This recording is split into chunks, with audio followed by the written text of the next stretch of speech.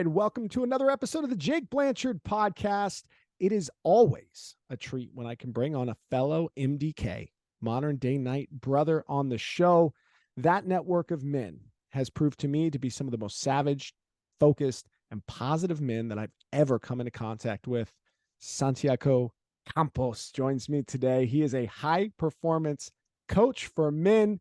He's been in the fitness and supplements game for a long time. And he's got a powerful story to share about his life's journey. Santi, welcome to the show, my man. Hey, what's up, brother? Thank you for having me on. I appreciate it. Want to unpack some value here today on the Big Jake's podcast. So thank you for having me on, man. And I'm excited to be here. Bro, I am so fired up. I know you and I have had an opportunity to meet a few times in person, usually through MDK kind of meetups and things like that. Had some time to break bread, had some time to talk and get to know you a little bit. I know you're out in Texas. You're from Texas? I don't even know if you were born and raised in Texas, but like, let's get anchored in, like geographically, where you're at. Yeah, for sure, man. Yeah, I'm Texas based, born and raised Texas. I was originally born in Lubbock, Texas, like the Panhandle, Texas. There you go. Pretty much I grew up in Corpus Christi, Texas. So everybody knows Selena. That's where Selena's from. So Selena. Yeah, Corpus Christi, Texas. So I now live in San Antonio, home of the Spurs, and 2-hour difference, nothing too far. But yeah, I'm a Texas boy, man. Very good. You guys had some. I've been watching, I watch the news, I watch the weather, I see all these bridges freezing and people freaking out in the South. I'm originally from Louisiana. So I've got some empathy for Southerners who end up getting caught in them cold snaps, man. How's that been for you? Man, not gonna lie, I don't like cold. From Corpus Christi, it's kind of like by the bay, right? Obviously. So like I like palm trees, sun, and water. That's my thing, right? So I don't like cold, but I can deal with it. But actually, we our power got wiped out for almost like 2 days here in San Antonio. So we had no power, couldn't cook. Literally, thankfully the water worked. That's a serious one. But what do you call it? Yeah, no power, no food, no light, no nothing. So are you like me? Like the second it goes out, you get into that fucking Mad Max mindset where you're just like, like, here it is. Yeah, man, straight up. Like was last year, it was even a messed up. It was a worse situation. Long story short, we didn't have power for like almost a week, and so we literally had like a radio so we could hear news. We had like little lamps. And the first thing I'm thinking in my head, I'm like, shit, we're going to have to go back to radio and lamps. How long? Hopefully not long. Let's go. You're sizing up your neighbors. You're like, all right. Yeah, for sure, man.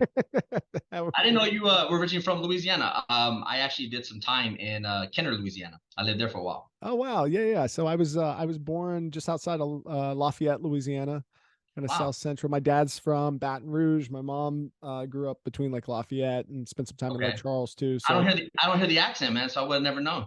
I believe it or not, I mean, with the last name Blanchard, my dad's side of the family, at least, and my mom's side of the family too. I mean, we've got some long heritage in Louisiana, and most of my family does have a Southern accent. Most of my family does, really identify in that Cajun kind of culture. Yeah, I didn't know it was real until I went down there and I was like, oh wow, it's a real accent. I was like, yeah, that's what's up. Yeah, and it's different. And I grew up at I went to a school in Erath, Louisiana, Dozier Elementary. And like we did shit like learn the Pledge of Allegiance in French, and we had like some French stuff in the school trying to keep that heritage alive. I just happened to move to Alaska when I was 10. And I had a speech impediment. I had a lisp. So I would go to speech therapy a couple times a week. And then by the time I was about 13 or 14, working my way out of speech therapy, I worked my accent out as well. Yeah. So I lost it along the way. That makes sense. Okay, cool. Yeah. Well, hell yeah, man. Well, hey, before you were coming on the show, I was checking out your Instagram, looking at some of the things that you're doing. Bro, you're looking good. Like you are looking swole and getting after it right now. And you've always been a fairly fit guy since I've known you, but you're looking fantastic right now. What's workouts looking like, dude? What are you doing? Man, programming is on point. Actually, I got 2 trips to Mexico next month, so getting a little bit more dialed in. But it's a lifestyle, the game. So, but just right now, man, just programming is, I focus on growing tissue. I basically tell my clients, look, we're gonna lift like we want to be a bodybuilder, but we're gonna diet like we're aesthetics and good lifestyle. So, yeah, just practicing what I preach, man, and yeah, I'm just getting dialed in, man. I love it. Good. And have you always been into fitness, or did you find it later in life? Because like for me, I was kind of, I wouldn't consider myself athletic, but I enjoyed sports, but Yeah, I was never just like built. And then it got took me into like my late 20s and early 30s to have a spark and an interest into this space. How about yourself? Yeah, man. Honestly, yeah. So I go back pretty far. I actually used to be a little kind of chubby when I was younger. And then I guess puberty hit, but really it was middle school. Middle school, sixth grade summer, they offered because they wouldn't allow you to lift weights if you were in sixth grade. But as long as you were going to seventh, then you could lift weights. So there was a summer program for the football program where you could lift as a sixth grade going into seventh.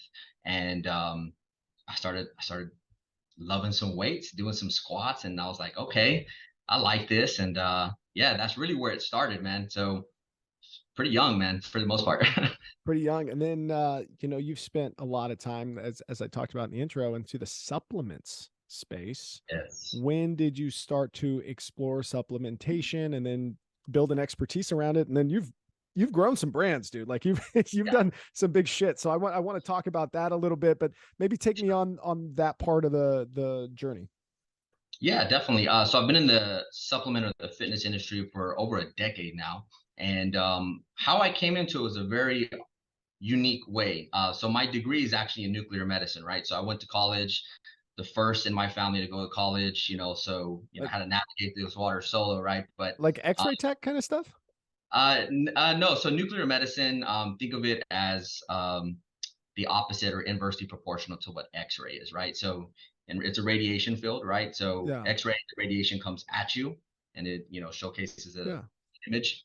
Nuclear medicine, the radioactive material is injected in you, and Right. it lights up a certain organ, you blast out, and so there's a lot of therapies Yeah. for cancer stuff like that. Well, my wife was an X-ray tech for about 8 years, and Oh, okay, so yeah, yeah, but I'm lightly uh, educated on the space, but yeah, certainly working in hospitals and health systems, I've seen the nuke med department, but like there you I go. don't hardly know what that means.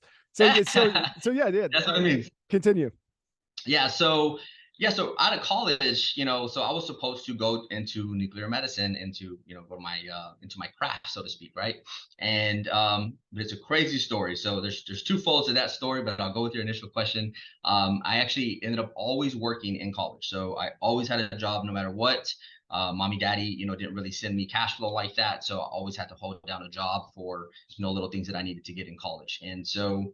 I always did sales. I liked clothes. So my mother was always like, you better make money one day because you like nice stuff. And I was like, well, let me get a discount at clothing stores and I'll work there. So I worked retail. So when I spat out of college, retail and service was my game. And so when I went into a nutrition store in Corpus Christi, Texas, I started off part time, and quickly the owner realized that this guy is smart. I was edged up when I came out of college, man. Nuclear medicine degree, you are sharp, you're ready to come. You're just the brain was on fire. And then I had really good sales ability. So quickly that ended up turning from a part time to a little bit more to full time to overtime, and fast forward, that actually I proposed an opportunity to him. Is either going to go to pharmacy school. I needed to progress. Life is always progress. I said, or I can expand your business for you. And so he took the latter. We expanded the business in San Antonio, Texas, and I built out that company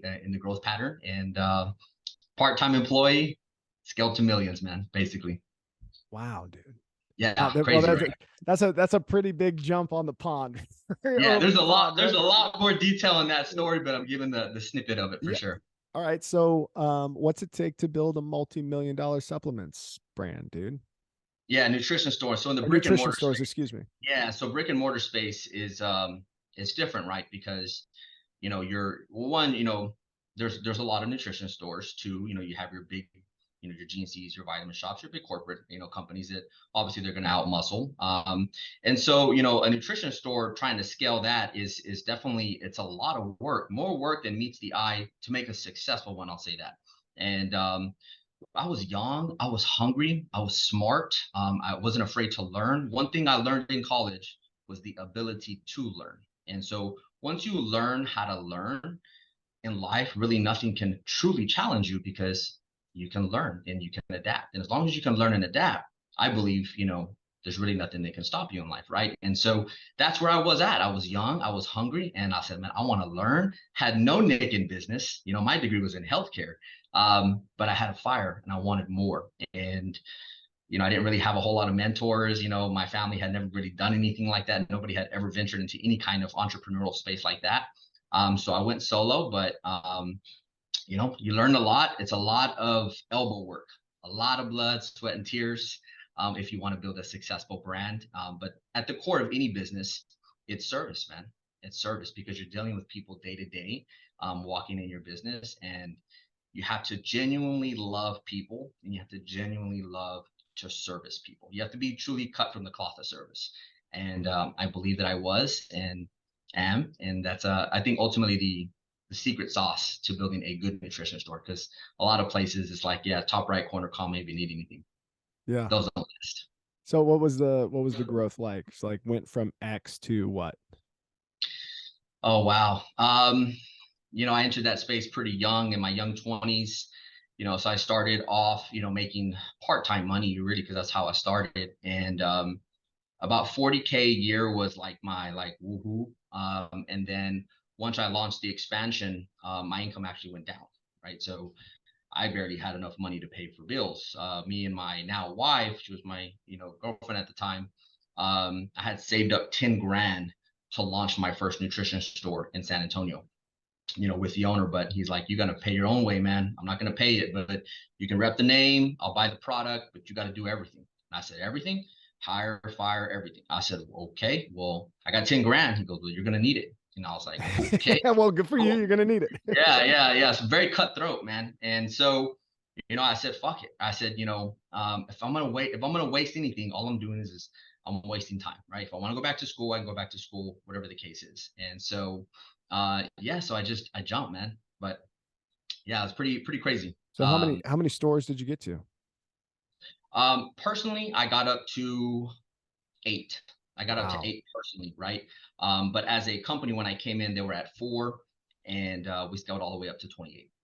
Wow, that's fantastic, man. Yeah, man. That's very good. Yeah. In preparing for this show, one of the things that struck me is that you have an interesting story about making a significant amount of money and then losing said money and then getting back on top. And I know that we're kind of learning a little bit about your work in the supplement space, but let's double click down into that a little bit, because I think that journey is really valuable for people, maybe people that can relate to the ups and downs of life and business and mindset and all the things that come across it. And you're certainly somebody who's persevered and come out of the other side. So what did that maturation process look like? Man, I'd have to say it started early, right? And so to speak on the entrepreneurial aspect, right, of the growth factor, because that's where I experienced the majority of my money, was taking a risk on myself and growing. It started really young, honestly. So in middle school, there used to be these little setups, like after school. I don't really know, maybe like they're a fundraiser. I really don't know, thinking back about it now, actually. But there were these little tables where they would sell candies and lollipops and all this other stuff. And kids would go and they would buy, and they would pay cash. It was always cash. And especially back then, right? We didn't have cash back then, right? It was cash. And so I started seeing these kids, making money, because it was kids on the other side of the table. I said, man, I want to make money. So I said, you know what are they buying? I go check out their inventory, aka lollipops, right? And I said, man, I'm gonna sell lollipops and I want to make money. So I got my mom, convinced her to buy me a big bag of lollipops. It was some kind of random lollipops at the time. And so what I did is I packaged them in my backpack. And at school, I started talking to kids and my friends, and I said, hey, man, I'm selling lollipops for $1 a pop. You want $1? I mean, you want a lollipop? Instead of buying it from them, I got you, bro, $1. And just kind of started. So I started selling lollipops out of my backpack, and just started making money. I just enjoyed the lollipop, man. I like it. Yeah, that's hustling. And one time the principal caught me rolling dice. I would come in with like cash, wads of cash in my pocket, and I was just like hustling, right? So that's it started just naturally hustling for whatever reason. I don't know, it was inside, right? So move fast forward. I always worked retail, so I learned service. And so when you learn how to serve people and there's a genuine passion in your heart, I truly believe it's always going to showcase in whatever industry you're in. And so, but I always am a big believer in go all in. And so I always went all in on all my customers and always serving to the max. And when you go all in and you really realize what you're fully capable of, I think the reciprocity comes back, right? And you start learning skill sets and personalities and communication skills and stuff like that. So that really segued on for me to be very successful in the sales business and when I stepped into the entrepreneurial space. So when I was talking earlier that I had went down from 40K, right? That was my raw moment in making money. And then I went to go into the entrepreneurial, I jumped on myself. Money went down. I think I made less than maybe like $1,500 my first month to pay for everything. It wasn't possible. Yeah. And I had spent all my money already. And so that hustle, understanding when you're at your lowest, when you really are a fighter and you really want to climb to the top, it's just time. Like you just know that you're just going to put the time, you're going to do the work. You're going to put the time and you're going to do the work. And so that space of going up, then going down, and then it was just up from there. But guess what? Is that my boy Biggie says this line, more money, more problems, right? Oh yeah, more money, more problem, baby. And so I started making a significant amount of money, and I started making 6 figures in personal income, but really making 7 figures at the age of like 25. And so in my nutrition stores, well, that catches attention in a company. And that began to catch a lot of attention because I began to grow pretty quickly and in the network within that company. And went from 1, it went to 2, it went to 3, then it went to 4. Then it just exploded. And the owner was like, hey man, I'm not going to stop this kid hustling. He wants to grow my business for me. I'm going to let him grow it. At the time I was so young, I didn't realize that I should probably had some paperwork in place. Oh, I didn't have any no. paperwork in place, right? Santi, no. Yeah, well, this comes from, I'll pause on that, right? This comes from a place when I was younger, right? And so my father left the home the week before my sister's sweet 16. And, he packed his bags and he left, and we never heard from him again. And so where he went, we didn't know at the time. The guy just took off. And it ended up being, instead of a father-daughter dance, it was a brother-sister dance for her big sweet 16, right? And what ended up happening, I had just graduated college. So I was about 21 years old. And so I had to navigate that adult life by myself, right? I didn't really understand how to be a man. I was a boy and I went to college and I was a young man, but I wasn't a man. And I started dealing with a lot of man problems, man scaling a business, man scale business, right? And so what happened was when my father left, the only mentor man that I had in my life was that owner of that company. And so he kind of took me in and he was like, don't worry, you're like a son to me. I'll never let you hurt. I said, wow, well, you're faith-based. You're telling me this, giving me an opportunity. It's got to be right. So I'm all in, right? That's my lifestyle. That's my mindset, all in. So I went all in. And so scaled the company, went through, I think I'd say by the age of 25, I was already doing 7 figures in sales. I was already doing 6 figures in income. And all the way up and just continued an extra million in there, next extra million, 2 million, 3 million, 4 million. And the higher the money gets, yeah, you make more income, but there's a lot more responsibility. And so in order for you to continue to progress up in life, you have to develop yourself. If not, you will hit a cap, you will get frustrated, and you will burn out. And that's honestly how me and you met in the MDK. Because when me and you met, I was at that ceiling of, making about 4 million in revenue, right, of gross a year. But there was so much chaos inside. And so what I say with that story is that making money is a beautiful thing. It's a vehicle to freedom, financial freedom, on and so forth. But the personal growth has to go in congruency with your revenue growth. Otherwise, it'll cause confliction. So big unpacked story, but yeah, from college student, part-timer, 40K, making $1,500 a month, barely could even pay bills. Then, scaling it all the way up to about 4 million. lots of peaks and valleys, I gotta say, but Yeah. it's doable. So I know I went into the Modern Day Night Project, and again, you're class 5, right? If I remember Mm-hmm. correctly. Yep. And I was class 1. Mm-hmm. I went to the project because I really needed to be pushed. I needed to be pushed in a way that I've never been pushed before. I needed to reflect on who I am as a person, as a man, as a leader in my household, as a father. All those things were important to me, to be around other people who also needed a push, Mm-hmm. needed somebody to say, hey, like, let's fucking go. Like, what are you waiting on? Like, what are you doing? Like, why are you showing up in the way that you're showing up? Why are you selling yourself short for the things that you want? Why are you waiting? Why are you waiting so much for other people to give you permission, or to tell you what to do, or to pour into you in some way, or to get an apology that you've been waiting for a long time? Like, why are you sitting here and waiting all that?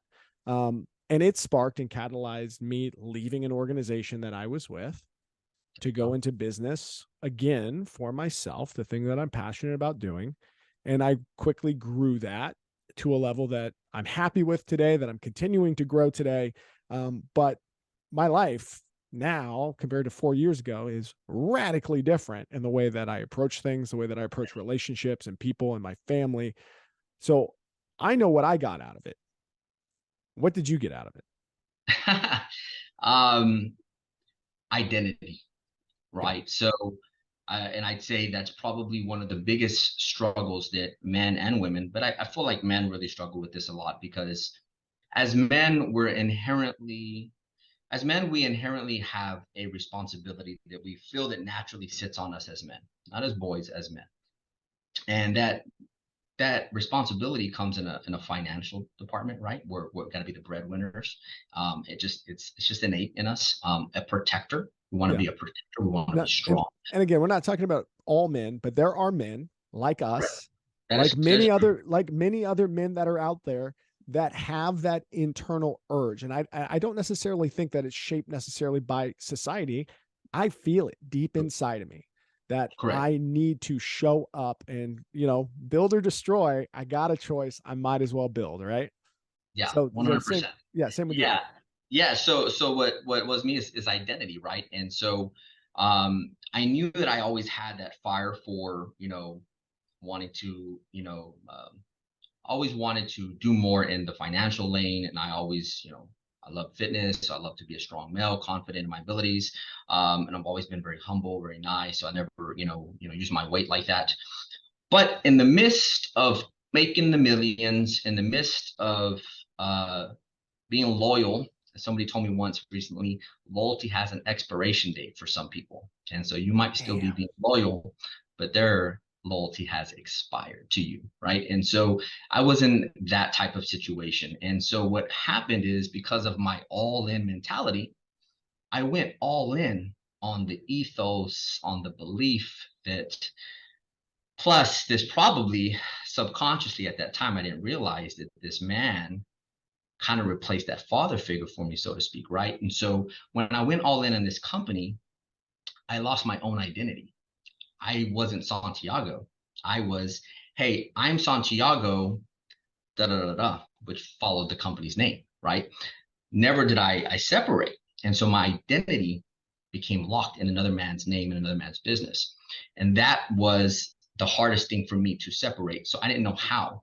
And so one of the biggest things that I gained from the project was becoming reacquainted with my own identity and being comfortable with who I am and where I'm going, develop my values. What do I stand for as a man? What do I stand for and what do I not stand for? Right? Because that's a very big distinction. I want to do this, but I don't believe in this. But you must stay away from the things that you don't want, that don't resonate with your values. Otherwise, they begin to taint. But also understanding vision and purpose. What was my purpose? What was my vision? Well, my vision and my purpose was always linked to that old identity. So I had to create a new vision, a new purpose, and get in alignment with my new identity, which is my true identity. And the only way I could do that was based off of the values. And so the project let me understand all of that complexity that, wow, there was a lot of work to do inside. and externally at that time, I wasn't in the shape that I was now. Yeah. Because when you're mentally unfit, more than likely you're probably physically unfit, and that's exactly what happened. That's well said, man. So, you know, had you already left this organization while you were at the project, or did you leave after? And what does that trajectory look like? 100%. Yeah. So I was still in that organization. I was still searching, and Bedros, at the time when in our exit, he was like, Santiago, you really need to probably realign yourself, and I don't think the environment is probably the best place for you, but you gotta have to navigate those waters. And so that's what I did. When they say the Dude, project starts after you graduate, literally the how, project started after I I mean, graduated. let's be honest. How high is Bedros's advice batting average? Advice is it's Dude, every time so far, right? He ain't missed dude, so far. it is Yeah. so high. Yeah, man. When I was always in a bad place post the project, I'd call Bedros, and Yeah, Bedros he's like, man, you're like my little brother, Santi. Let me tell you what I tell my little brother. This is what I'm gonna shoot you straight. I was like, all right, yeah. perfect. So yeah, man, but I was still in that company. And so as you can imagine, being inside an organization that I'm so tied to, but then also having the dichotomy of understanding who am I got to separate. I need to understand these things aren't right. So what is right? What is my right? So that was a big navigation process. I had just gotten married as well. So it wasn't just me anymore. Now I had a wife and more things to be responsible for as a man. And so I really had to do a lot of work. And it wasn't until last year, actually, that last January, I took one more, hoorah at hopefully turning a leaf with that company. And my original partner, which was the founder of the company, he retired, so to speak, and he had somebody else take his seat as the CEO. Long story short, I quickly realized that the values were not in alignment with mine. And so it wasn't until after the project, much later, that I began to develop myself more, and really get ironclad on what is my vision, what is my values, and what's my purpose. And once I fully locked that in, and it took some time, longer than I unfortunately care to admit, but it took some time. And came to a point where I had to make a decision last year, September of 2022. And I said, you know what? It's either leave everything that I've worked for in my life, all the hundreds and hundreds of thousands of dollars that I've spent, and leave it all on the table, but stand with my values, my purpose, and be in alignment with who I am as a man, and stop violating that, or continue to be passive, continue to be complacent, and continue to do things that I didn't feel were ethically right. But you get a paycheck. So you want money that violates who you are, or do you want to make the right decision? And sometimes the right decision isn't always the easiest decision. In this case, it was a very hard decision, but it was the right decision. And the universe has spoken on that as well. Oh, oh, I love it, man. I absolutely love that. I love taking a look at taking a step back, right? I mean, that's really what you're doing here is you're taking a step back. You're saying, who am I in relation to this thing, as opposed to who am I inside of this thing? That's a big difference, dude.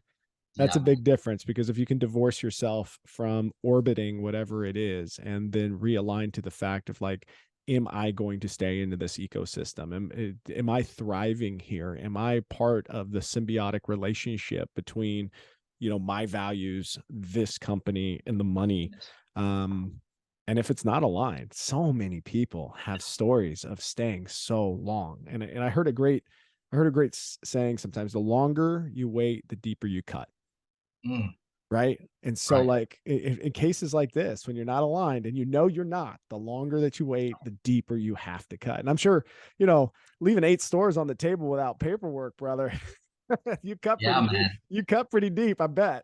Yeah, man. And I had I'm a little old school in some ways, right? And so for me, even though the founder had retired, I decided to drive down to that city, talk to him man to man instead of Yeah. sending an email. man to man, shake his hand and say, I thank you for the opportunity. And so, listen here, man, I know when we did this deal, I was very young, and I know we didn't do paperwork. And you always said we would, but we never did. Now I'm leaving you with $4 million of cash producing assets on the table, turnkey, continue to make you money, on and so forth. Can we still hold up to some of agreement in regards to making sure that, there's some type of reciprocity there? And he said, yeah. Give me a number. I don't want you to go, but give me a number. Long story short, he stopped answering my phone calls. And so then that's when I really had to make that decision was, okay, I can stay here and, on and so forth and be in this environment. Or at 34 years old, can I make the cut now and begin to rebuild? Because if I try to rebuild at the age of 40, 45, it's going to be harder. And like you said earlier, it's going to the cuts will be so deep, it's going to take longer to heal. And so had to make that hard decision, man. But there's a quote I heard recently is death precedes purpose.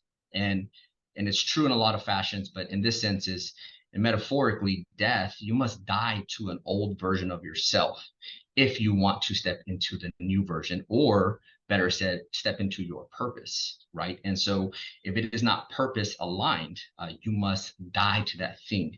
You must die to the addiction. You must die to the bad food. You must die to the old relationships that no longer serve you. Whatever it is, a metaphorical death must happen, and it must precede the purpose. And then once you step into purpose gives you life. Yeah. And then you get into it. So had you contemplated what you would do next, or did you just say, fuck it, leave, and then figure it out? Yeah. I had a little bit of an inkling, I guess, I just kind of thought to myself, what's the natural pivot, right? And so the natural pivot was, well, I understand physiology, I understand the body, obviously with my degree, I understand nutrition. I know how to exercise. I said, you know what, let me go into the space and be a very good online training coach, physicality and nutrition, right? So I said, I can always rely on that. And in the process of me being so dedicated to this company, well, my degree's in nuclear medicine. So technically I could go back into the healthcare space. And, nuke med makes around maybe 90K a year or something like that. But I let my license go when I was with this company because I believed that I would never leave. Never would I leave. Yeah. I'm here for the long haul, man. So I let my license go. So I would have to go, back to some courses and retest and stuff. So I didn't have that natural pivot, even though I have that, in my resume. So I said, man, I'm going to have to go to personal training and online training. But it started navigating after that. After I left, I decided, personal training, just doing diet and fitness, that's not enough. And so then one of my coaches recently told me, a while back, he was like, look, man, you've been through a lot of shit, Santi. A lot of people wouldn't have done what you've done, and a lot of people haven't gone through what you've gone through. He goes, but it's your responsibility. If you've overcome something very negative, something very dark, and you've had a victor in that, become a victor, it's your responsibility to come back and teach and reach back and pull others that are out of that negative position, that negative space, and help them. You need to serve. And I said, man, I'm just being selfish then. I'm just trying to just think about me, move. I'm not reaching back about the other. Maybe there's another Santiago, right? And he's at a certain place in his time.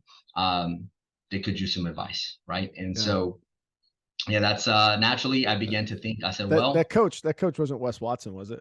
Yes, it was actually. Yeah, it was, man. Dude, what a guess. Boo, boo. I just had Claude on the podcast and Noah's wife.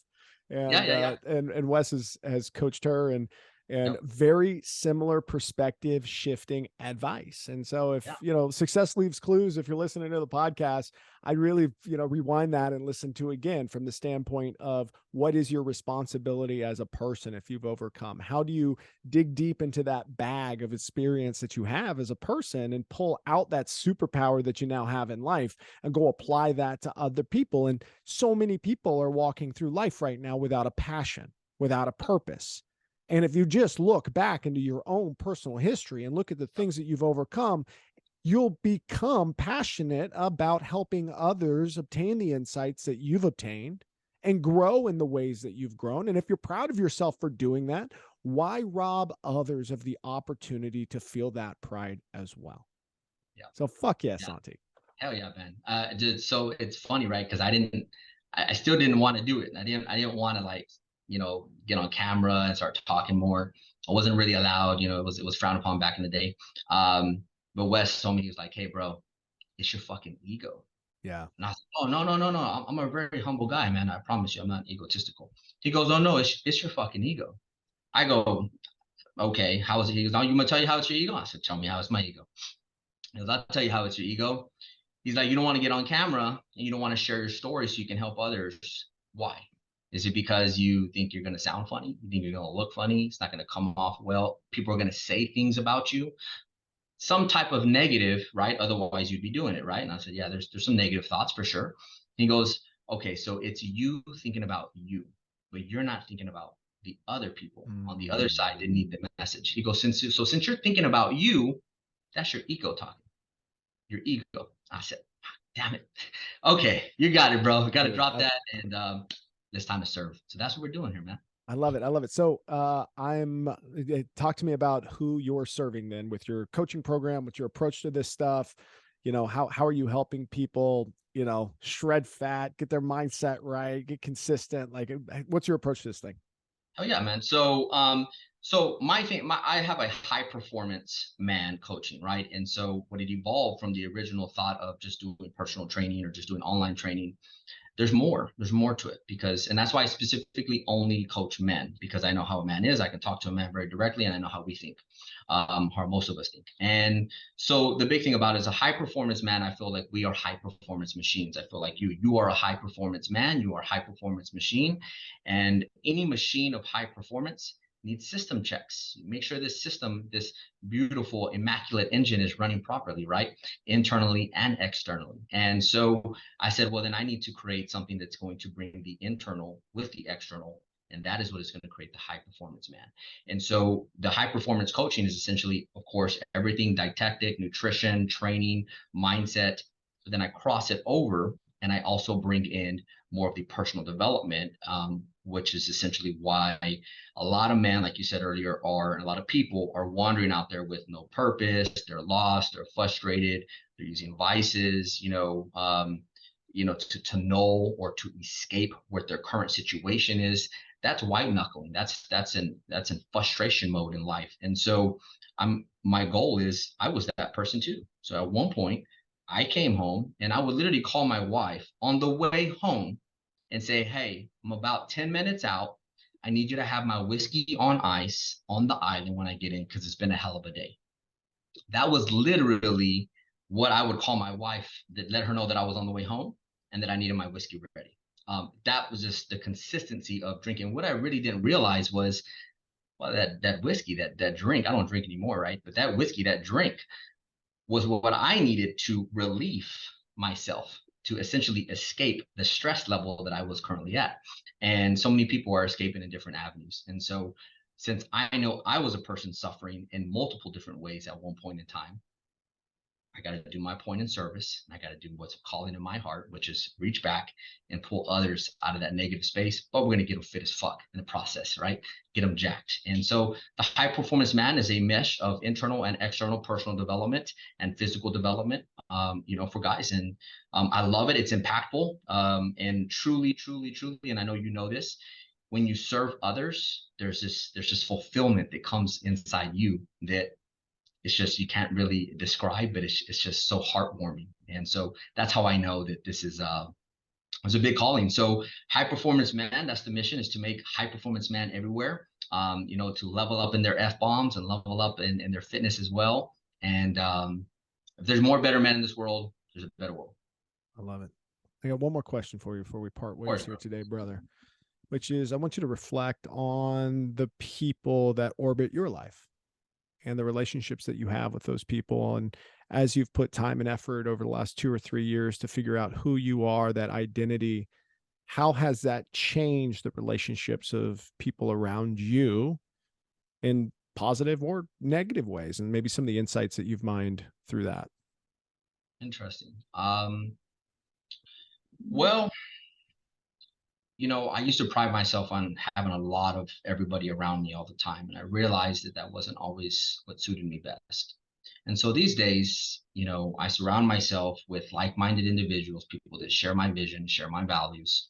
Um, or share some type of cloth in the same aspect. I'm very close with my family. I've been very blessed to have a very supportive family. My wife is very supportive. My father-in-law, mother-in-law, and my mother is very supportive. So I spend a lot of time with my wife, my family, and very close friends that I know that share like-minded values. Because that's just the type of conversations that I'm trying to have. And yeah, and how it's impacted. Well, my goal is to win in life, right? And if I'm winning and I'm making my deposits in all the different departments of my life, our family, fitness, finances, faith, etc., the people on the other side, which is my family and my close people, if I'm winning in those departments, then they're winning too. Because if I'm winning in, let's say, the family department and I'm depositing in my wife, well, she's winning too, because now that area of her life is also increasing in a positive fashion. So now she's winning. And so now we're winning.